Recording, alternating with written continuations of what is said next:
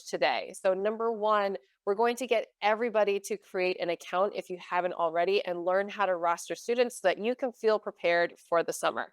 Number two, we have a couple of NoRedInk and Santa Ana personalized summer resources that I'm going to walk you through so that you know exactly what you have available to you when it comes time for summer.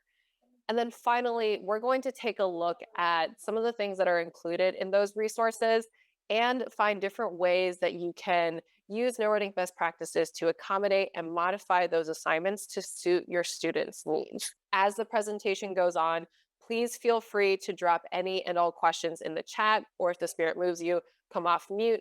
I want to make sure that we walk away from this hour feeling pretty prepared and ready to use the resources provided. About getting ready for the summer and account creation. So the goal right now is you'll create your NoRedInk account with me today. If you are a one and have not signed in, I'll make the process really easy for you. And as you've created this account, this will allow you to explore some of the content that we're looking at today and the resources provided for you for the summer. The second thing is you'll use NoRedInk as normal for the remainder of the year. So fours who have been using it, you can continue like nothing has changed. And if you're one and just setting up today, feel free to explore the rest of the year, see maybe what you might want to include and incorporate in next year's instruction. Right, let's move into some nitty gritty. If you have not yet created your account, please do follow along with me on my screen. The first step to creating that account is going to be clicking the link that I drop in the chat. It's also on my screen, noredink.com/signup. And then go ahead and create your teacher account. Highly recommend using Google to sign in because that'll mean one less password to remember in all of the myriad variety of passwords that our world uses these days. And as you go through the sign up process, you are going to be asked to find your school. So your school already exists within our system, and the best way to find it is going to be to search by your zip code. And searching by your zip code, once you locate the school, that will automatically pull the right premium code for you. That way you don't have to input it in manually. During this process, you might also be asked to create a class. I suggest if you're not sure exactly like what your rosters are going to be or how you might use it, create a demo sort of like dump class where you can explore and create accounts and see what it's like from the student perspective before you use it in front of students. You can always go up to your account settings to see your premium code. So here I have a sample teacher dashboard. To go to account settings, I'm going up to my name in the top right-hand corner, account settings, and then the premium code should automatically populate. So for folks who have maybe just created an account, you should see something here like Indigo 3643 or Purple 1352 that'll automatically populate. And on June 1st, the summer code will automatically populate. So this is just like one way to check. And if anything comes up with account setup or like weird premium codes, please do reach out to us because we can get that fixed pretty quickly. Pausing for a sec, any further questions on account setup? All right. So once you have set up your account, then the next call is to go ahead and create classes for your students this summer. Going up to manage classes is where you're going to do that. Then pretty straightforward, add new class, class name. Jason has let me know that you're doing like AM and PM sections. So maybe like an AM ELA would be a class name that you'd use. Make sure to select premium, and then you can select the grades that the students are in. The thing to note here is number one, you can select as many grades as you like. And all of these selected grades are not going to exclude any NoRedInk material to you. So like by clicking 6th, 7th, and 8th, I'm not only going to see middle school level material. This is more of an organizational thing for you and for us to see like, oh, what grades are on your account. Then you'd click add new class. When you are ready to add students, you can click the add students button. And then our recommended way to get students rostered into your class is to copy the link and then post it in Google Classroom or send it in a welcome email at the beginning of summer. I heard Canvas earlier, so maybe you want to put it into Canvas too so that students have easy access to the code. Once they click it, if they have a NoRedInk account established already, they'll just be automatically rostered into your class, no further action. If they do not have an account, they'll be prompted to create one. They'll go through the same process that you went through and then be automatically rostered into your class. The other option here is to share the class code. So the way teachers have done this in the past is like project the code on the board and then walk students through the directions of like add class, insert the code. But I much prefer send invite link because there's always students who are like, is there a space? Is it capitalized? What is the number? Is there a dash? And sending the code just avoids all of that extra steps and extra hassle. Emily, Kelly has a question. Sure. Yeah. Oh, Kelly, Oh, that was a you're hand good. from before. Oh, it was a hand from before. Sorry. All right, I got you. I put your hand down so I won't perpetually think that you have a question. All right. Can you real quick? I was sorry. I was raising my hand. Can you guys see me? I cannot. I'm Who under is Mr. this? Frederickson. It looks blank to me, but Oh, it's blank. okay. This is the school computer, and it just did something really weird. I had to relog in. I apologize. So okay, so I will put my hand up next time. Literally, the little flashy thing. Right.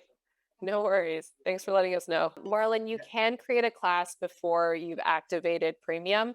It will just, the thing is with the classes, you won't be able to access all of the content. That's the only thing that will be locked without the premium code. So there's going to be a roster that gets submitted for me, or do I have to just add all the students right on that first day, just like I would in a regular Google Classroom?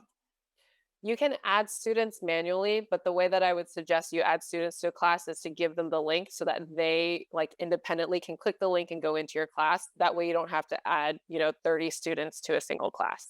Okay. Thanks. No, thank you. All right. One more thing that I want to cover in this realm of account creation is if you are like rostering students and you're giving students that link and they have never been on NoRedInk before, I just want to show you what students are going to see so you know roughly how much time to budget to like troubleshoot students as they sign in and to let them know like what is upcoming.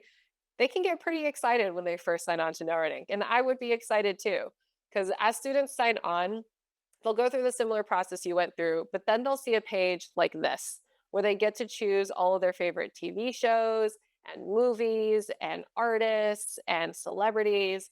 And what NoRedInk is going to do throughout the summer is it's going to take all of their interests and use them to populate all the different questions that they're going to get about parts of a sentence and combining sentences. So the example I always give is, if they chose Harry Potter, they would get a silly sentence like, Lord Voldemort baked a cake over the weekend and slipped it on his face, right? And they might be asked to select the different nouns that are in that sentence.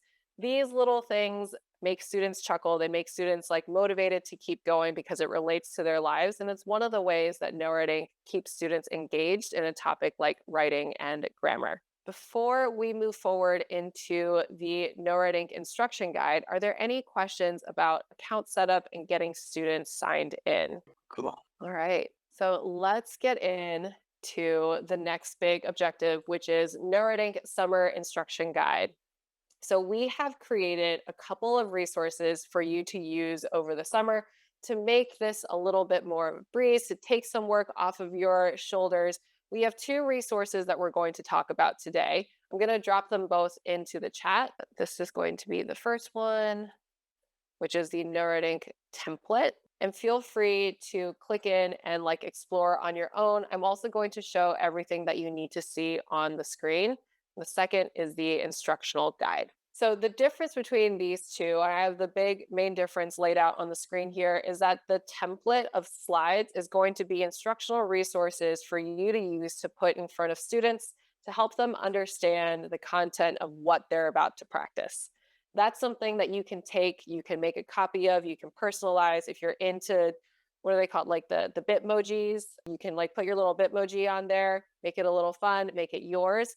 That's instructional resources, more student-facing materials that you can use. On the other side, the instructional guide is going to be the assignment links that you will use. We've created this document so that you don't have to go in and create NoRedInk assignments. You can just rely on this one to click and assign as needed. So we're going to talk about that slides template first. I'm going to go ahead and bring that one up so everybody can see. And you'll see the first 2 to 3 slides that I'm seeing lots of folks are in this document as well. Reminds you to make your own copy of the presentation. Highly recommend it because there are a couple of things here that are not, like students aren't going to understand if they see it, and that you can definitely customize to make a little bit more fun. Slide 3 is all kinds of slides. So the first one is going to be title slides. So the title slides, these are going to preview what topics and assignments will be covered that week. So in this case, we've got 4 assignments. 3 of them are going to be practice, 1 of them is going to be a quick write with a reminder at the bottom for an additional pre-teaching practice of like previewing the assignments with students before going in. We're going to talk about that a little bit later. The second kind of slide is just going to be the lesson slide. Basically, what we've done is we've taken the NoRedInk lesson, which is an image, and then put it in a slide deck for you already. So that all you have to do is project this onto the board, walk through a couple of the concepts with students so that they understand the difference between a common noun and a proper noun before they go in to do their practice. If it is not a practice assignment, so we have these lessons for all of the different topics that are covered, you might also see a quick write one, which will preview the topic and the prompt of the quick write with students. Highly recommend that you do this so that students know what they're walking into. And if you wanted to go the extra mile, some of these prompts are really fun. Like you could write your own prompt for the soundtrack of your life and share it with students as a model for what this kind of writing can look like. That way students really know like what the goal is before they begin the assignment. This sort of pattern is going to continue for all of the weeks of the summer program. I'm gonna pause for a second. Are there any questions about the slides or how you might use them over the summer? My computer is I guess I'm trying to figure out, I guess it's a slide presentation, so I'm trying to figure out how to put it into what I'm doing and how to modify it to what I want to do. I think first step might be like definitely make a copy. And from your perspective, Mr. Frederickson, the thing that I would do as a teacher if I was preparing this material, I would actually go through and I'd create multiple versions of this slide and like put boxes on to highlight the things that I'm talking about. Right. So here it's already in a different color, but I might box Kiana, right? And then talk students through like, how do we know that this is a noun? Oh, it's a person. It falls into these 3 categories to like point out some of the material. And the other thing, Mr. Frederickson, that you might do, and this is dependent on your, I guess, comfortability with other platforms, I might put it in a Nearpod so that students can like engage with the content before they actually have to answer the question and provide space that they can sort of ask questions anonymously, especially if they're not feeling super confident in their own skills. Does that clarify things a bit? Yeah, a little bit. I guess I gotta have to play with it, right? Yeah, a little Okay. bit. Is anybody in the group right here? Is anybody really proficient with this that maybe if I had a question I could like give a call and like see some examples? Examples of what specifically are you looking for? Well, no, I don't know. I mean, so I'm looking at the presentation, right? And I'm trying to adapt it what I've done. I kind of want to see how people have arranged it in maybe some different examples, how people have used it or how they integrate it into what they're doing. Kelly dropped into the chat that you can call her. I also think in a little bit, once we dive into the actual site itself, things might become a little bit clear within the context of NoRedInk of like what this slide is supposed to do. Oh, okay. Well, let me just wait and listen then.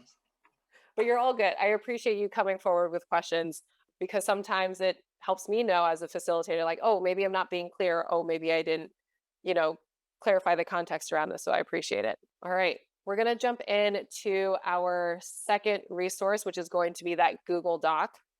So the slides are there to support instruction, like your direct instruction with students, but this doc is to help you actually create those assignments. So this is not student facing at all. At the top, you'll see a couple of ways to confirm premium access. As you can see, we're still sort of like a work in progress here because I have a note for John to make sure to update with that summer premium code once it goes live. There are also a couple of links to ways to add a co-teacher if you have a co-teacher for the summer, and a link to the template that we just talked about. At the bottom are a number of best practices, which I'm actually going to go over live. So we're going to skip this section so we can get to the meat of what is included in this document. You'll see each of the sections broken out by week. And so long as you are signed in to your NoRedInk account, once you click any of those links, you'll be taken directly to the assignment page. So you don't have to do anything in terms of searching for content or like finding the right topics. We've done that for you. So this first one is identifying concrete nouns and identifying proper nouns. You can see how much time it's estimated that kids will take on this to help you plan accordingly for like, oh, what do I do with students who finish really quickly, or how do I support students that will need that full amount of time?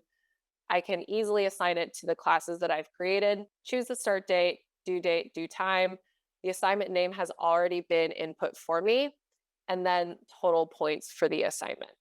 This is what the practice one is going to look like. If I click into the quick write, I will be taken to the quick write assignment form where the prompt is already pre-filled with a number of things pre-selected. We're going to talk about each of these areas in just a moment, but I want to make sure that we are clear and confident with how to use this portion of the instructional guide.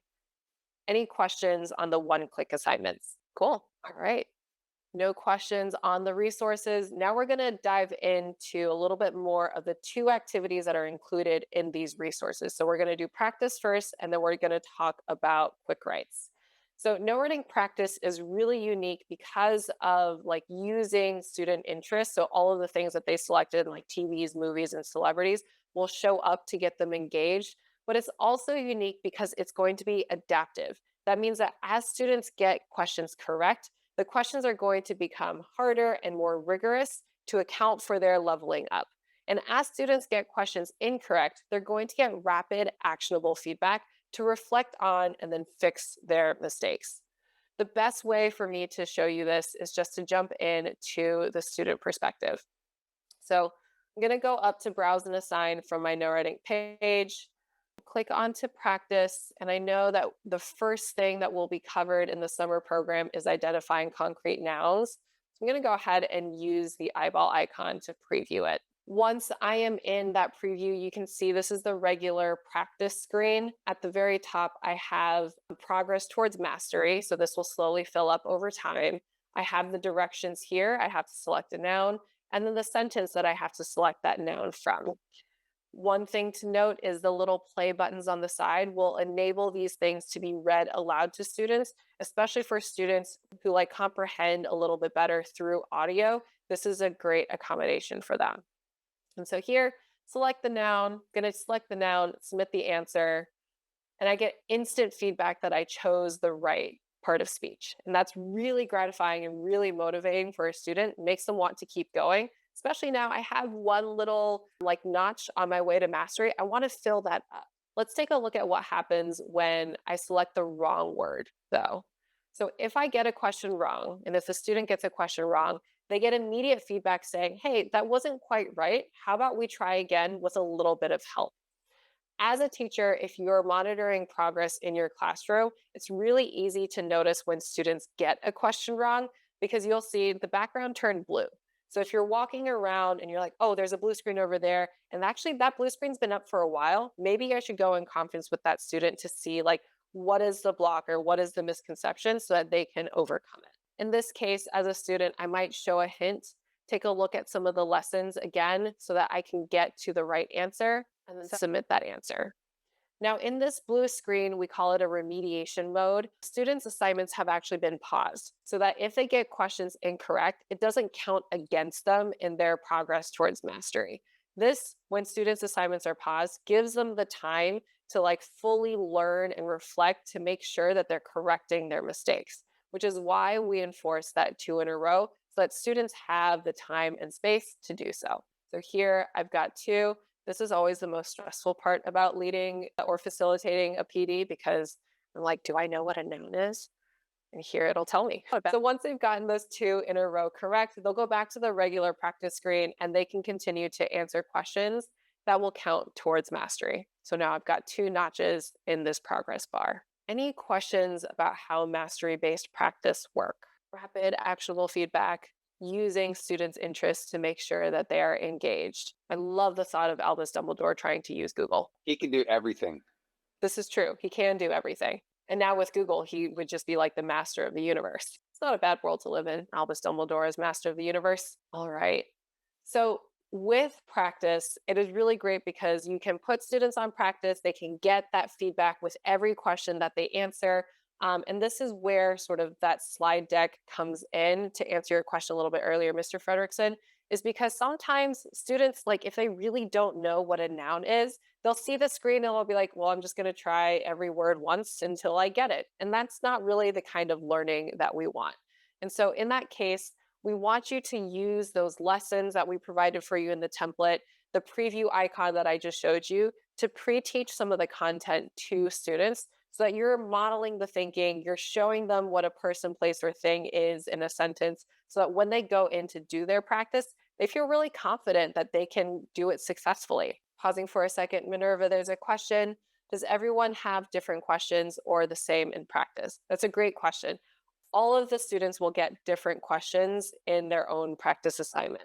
So it'll be different not only because every student's interests will be different, unless you have a whole class that like only loves Marvel movies, which I guess is pretty likely in this case. But the interests will be different, and like the sentence structures will be different as well. It will all be targeted towards the same skill. So in that case, like identifying the nouns, but they won't see the exact same sentence. Good question. Yep. So, in terms of preparing students to go into this practice, highly recommend using the lessons that we've provided for you in that PowerPoint template. And I also recommend doing the same thing that I just did with you all, where I previewed the question and do that whole group. That way, number one, you can model some of the thinking, like I said earlier. Number two, you show students how to interact with the interface. So if a student maybe is not sure what it means to highlight, you can show them now on the board how you're clicking through and thinking through the sentence. And then the final benefit, if you're doing this whole class, is like as students start to take on more of the academic thinking and more of the academic legwork, you can start to see as a teacher which students are really struggling and which students are doing really well. That way, when students are like doing their own practice assignment, you can be more intentional with like where you want to spend your time. If you did this whole group and you're starting to see like, oh, student A over there is like not really getting it, I'm going to make sure that I check in with them. But student D over there is doing great. So I know I don't need to check in with them. That way you can spend time with the students who truly need it the most as they go through practice. One more way that you can be intentional with the way that you're spending time is by monitoring practice. So you've given the assignment, students, you've pre-taught the content, students are now on their way towards answering questions, towards mastery. You can go up to your My Assignments page, find the practice assignment. This is just a sample one on topic sentences, and view the results so that you can see live where each student is. My pro tip is to always sort by overall grade. It makes the data a lot easier to look at. And if I have this open while I'm maybe like circulating and walking around to check in with students, I know exactly like who are my fast finishers that maybe need an extra task and who, is really struggling and maybe benefit from a little one-on-one time. This is a really nice feature that NoRedInk will let you know when a student is stuck. This red exclamation point means that Kyle Chameleon has answered 7 questions in a row incorrect. So he is stuck in that blue screen remediation mode and might benefit from either like partner time. So maybe Sally can go over and help Kyle, or like one-on-one time with you to get him unstuck. Emily, you brought up a good question, which is when a kid is ahead of where the rest of the kids are, is there a way to kind of personalize that student's learning where when they're finished with your assignment, they can just move on to something that is focused on what they need individually? That is a great question. I think there are a number of ways to answer this. So it's like, number one, do teachers can create an extension assignment. So for instance, like maybe copying some text into a quick write that we're going to see later, and then asking students to, okay, now this is an authentic text, go in and identify all of the common nouns, right? That could be an extension activity that teachers could create. If we wanted to continue to rely on practice, students, once they have finished their assignment, this is a sample student dashboard, they can actually go up to the Learn page on their own dashboard to self-select topics that they want to work on. So if they have data from like during the year or at the beginning of the summer program, if they know they have certain things that they want to work on, they can find them here. So for instance, if I wanted to search for compound sentences, I can take a look at all of the things that are related to compound sentences and then do practice based on that. So if students do finish early, you can direct them to the Learn page. Great question, Jason. Thank you. All right. Any questions about the student experience of practice, how to assign practice from that instructional guide, or how to monitor it before we move on to quick writes. All right. So, quick writes are going to be the other type of activity that is included in your instructional guide. There is one per week, except for I think week 3 has two because there's a challenge task. But quick writes are essentially really flexible writing activities that allow you to really quickly and easily assign engaging writing prompts to your students to make sure that they are writing with fidelity, writing to develop a habit, developing writing stamina. And really, it's just like it's the practice of writing. Like the only way you get better at writing is by doing the writing. And so, quick writes is a really quick and easy way to do so. The first thing I'm going to do is I'm going to actually jump into a student view of a quick write so that I can show off some of the features that your students will be seeing. So with a quick write, I always appreciate that NoRedInk knows a lot of students like to zoom through the directions and will remind them to pause and make sure they've read and understood the prompt. Similar to practice, you can see these little play buttons here so they can get their prompt and any sources that you have left played and read aloud to them. The nice thing with the quick write is you can also add focus points. So focus points are these super customizable, sort of bulleted things that you want students to watch out for. Here is where I might turn this into a checklist. So if there's a particular format, like a claims, evidence, reasoning kind of thing, I might use that to lay out what my students have to do. If it is like a sequence and they're telling a story, I might do like setting, conflict resolution, so that students have a framework that they can lean on while they are writing. If you want to level it up, I am going to talk about how you can turn the focus points into a rubric, but that comes a little bit later. With the quick write, I really enjoy how writing space and prompt space side by side. That way, students can always refer back to the things that they need to while they're writing. The final thing that I want to highlight is this bar at the top. The bar at the top will track progress towards a minimum word count. Fantastic for making sure that students are building that writing stamina and they know what a paragraph feels like. They know what 2 paragraphs feels like, so that when you take that progress bar away, they can feel really confident that, oh, you asked for a paragraph? I can give you a paragraph because I've written a ton of them on these quick write formats. Before they have reached that minimum word count, the submit writing button is also grayed out, which is a nice little teacher trick that I tried to implement in my classroom, but was unsuccessful because technology did not listen to me as well. But here, the submit writing button is grayed out so that students who have not yet met that minimum cannot yet submit or are discouraged from submitting. Questions about the student experience of a quick write before we go into how you can create one and customize one to meet students' needs? Cool. All right. So to create your quick write, you're going to be in your instructional guide, clicking on that quick write, which will take you to a form that looks like this. So even though this is pre-made for you, you can still add in as many modifications or accommodations as you need to. One of the things that I love to include, if you know that that past week students have been working on nouns, I might ask them to bold 3 proper nouns you used in your response. That's a nice way to sort of tie in the activities to let them know that the things that they have practiced are going to keep coming up because writing and language are integrated like that.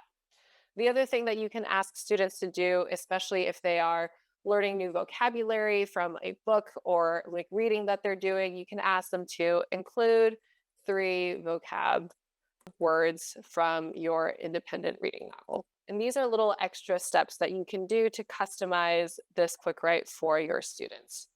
The other thing that you can add is a source. So obviously this was created to be text-based writing, or if you're preparing for high stakes testing, a lot of those are text-based as well. But I also like to think of this space like sources, yes, but also resources for students. One of the ways that teachers have used this space is by adding in sentence frames for students to use in a bulleted list, so that if they're feeling a little stuck, they can use this source to make sure that they're still expressing their ideas. Another way that you can use this is to add a word bank here. If you have specific words that you want students to use, you can add that here and they'll see that readily as they're going through and working on this assignment. Ron, with a question in the chat, are you able to color code the words within the paragraph. For example, green equals vocabulary word. I don't think you can color code, but you can like bold, italicize, and underline. So maybe you do something like bold the common nouns, italicize the proper nouns, and underline, the proper nouns of places. Something like that, but we can't actually color code. Good question. All right.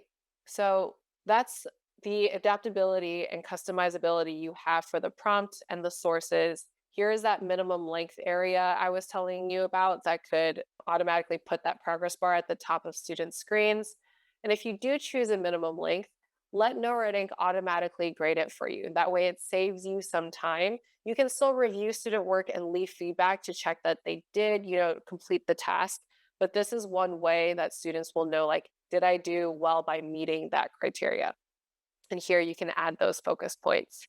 If you wanted to, you can assign a manual grade. So maybe if you wanted to grade on accuracy or on how well students are expressing and explaining their thoughts, you absolutely could. If you wanted to, again, level it up, you can customize a rubric based on, did you use 3 proper nouns or did you include 3 vocabulary words? I think it just depends on your own grading style. For me as a teacher, I really love grading on a rubric because it was faster for me to like click into the numbers, but it's like upfront investment on creating the rubric that you're going to grade on. So trade-offs, pros and cons on both sides. Kelly, glad that you like the minimum length tool. All right. Any questions on customizing a quick write? The perfect answer, but the things that I can show you here is we have 2 kinds of diagnostic tools. So the first one will give you a broad overview on a bundle of skills, so more than one kind of skill. That's going to be our planning diagnostic. If I click into the results just so you can see what kind of data that gives you, it breaks down each of the skills and it'll actually tell you where students are falling within. So that as a teacher, like we call this a planning diagnostic because it gives data for teachers to plan, like how much time do I need to spend on misplaced and dangling modifiers versus identifying parts of speech. I think we're like pretty okay there. Maybe I'll assign some independent work, but the main focus needs to be up here on this skill. And so this will give the data for the teacher to then like, okay, let me continue that unit. Let me make my invest the time into modifiers. And the next thing that they can do is they can assign a unit diagnostic, which will then go more specific to be like, what do students know and don't know about this skill? And so for that diagnostic, this one's parallel structure, but the data will look the same. You'll have a breakdown of like, what do students do really well on? They can identify parallel elements at a moderately rigorous level. So like 3 is one of our like higher level in terms of sentence structures, but they're really struggling with like matching parallel elements. And that way I can start to plan my time. I'm going to do a whole class lesson on matching. I'm going to start to differentiate my assignments. So I can also click into student names to see exactly what students need to work on. Jason, does that answer your question? Yeah, I kind of asked the question just so that the teachers would see this. So I mean, because I want them to use it. I've had a lot of teachers say how much they love it and how much it's really helping them. So any teachers in here who haven't seen that, it's a great way to see what your kids know and what they don't know. And so yeah. good place to start. Especially if you have like differentiation in mind over the summer, what I would do is actually I would take a look at like all of the different topics that are covered here, and I might make sort of like a hybrid Frankenstein diagnostic. So I would go, let's go create an assignment just to show you what that looks like. Click into assessment, click into unit diagnostic. And if I know that I'm covering parts of speech, I'm going to include the things that I know are going to be assigned to my students. Because ideally, you don't want to give a student something that they already know how to do. And with the diagnostic, you can get some of that early data.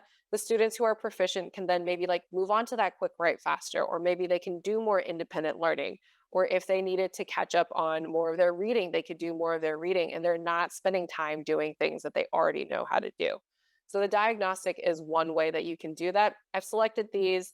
I can click assign a unit diagnostic.